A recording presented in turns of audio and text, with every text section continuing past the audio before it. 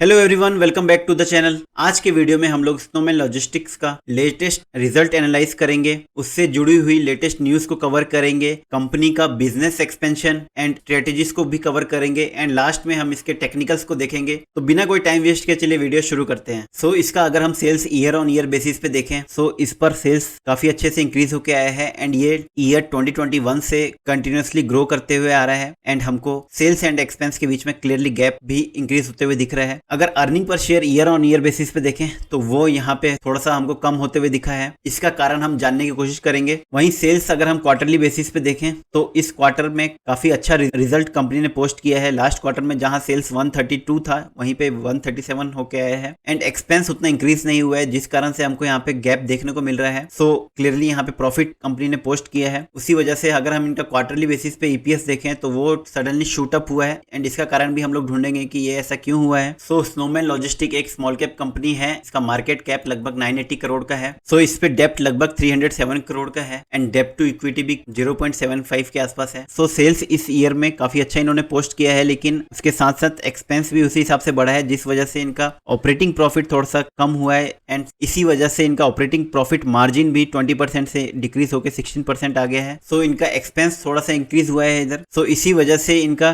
जो net profit है वो 13 से 6 CR आ गया है एंड ईपीएस भी इसी वजह से कम हुआ है। सो ओवरऑल कंपनी ने एक्सपेंस इंक्रीज किया है, जिस वजह से ये सब हमको देखने को मिल रहा है एंड अर्निंग पर शेयर लगभग 50% से डाउन हुआ है। इसी वजह से हमको इसका पीई भी यहाँ पे शूट अप होते हुए दिख रहा है। इनके शेयर होल्डिंग पैटर्न पे नजर डालें तो यहाँ पे हमको शो हो रहा है कि लास्ट कपल ऑफ क्वार्टर से प्रोमोटर्स कंटिन्यूसली अपने स्टेक्स बढ़ाए जा रहे हैं और यहाँ पे हमको इस क्वार्टर में एफआईआई भी हमको इंक्रीज करते हुए दिख रहा है स्टेक एंड इसके साथ साथ डीआई भी अपना स्टेक्स 1.16 कांस्टेंट रखा हुआ है। स्नोमैन कोलकाता एंड कृष्णपट्टनम में नए कोल्ड स्टोरेज ओपन करने का प्लान कर रहा है, जिससे इसका नेटवर्क एंड पैलेट कैपेसिटी दोनों बढ़ेगी। इसके लिए इनको 100 to 150 करोड़ कैपेक्स का रिक्वायरमेंट है, जिसमें ये 80% कैपेक्स डेप्ट के थ्रू लेने वाले हैं एंड रेस्ट 20% इंटरनल फंड से एडजस्ट करेंगे। तो हमको फ्यूचर में स्नोमैन के ऊपर और भी ज्यादा डेप्ट देखने को मिल सकता है, क्योंकि ये एक्सपेंशन प्लान कर रहे हैं। इन्होंने इस बार यूनिलीवर एंड कोपिको जैसे बड़े ब्रांड्स को अपने साथ जोड़ा है and Delhi NCR and Ludhiana में बेसिकली ज्यादातर नॉर्थ के एरिया में अपना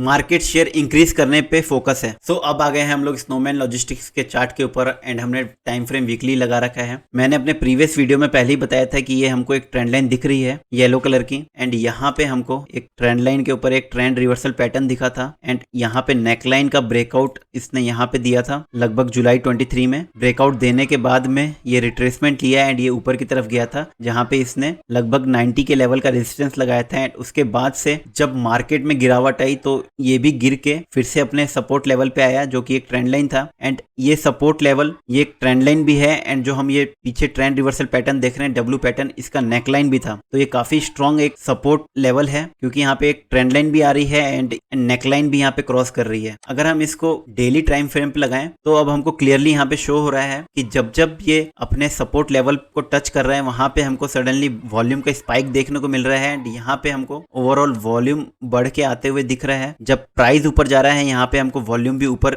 बढ़ के आते हुए दिख रहा है। दैट मीन्स ये यहाँ पे हमको एक सपोर्ट लेवल मिल गया इसका और ऊपर एक रेजिस्टेंस लेवल है।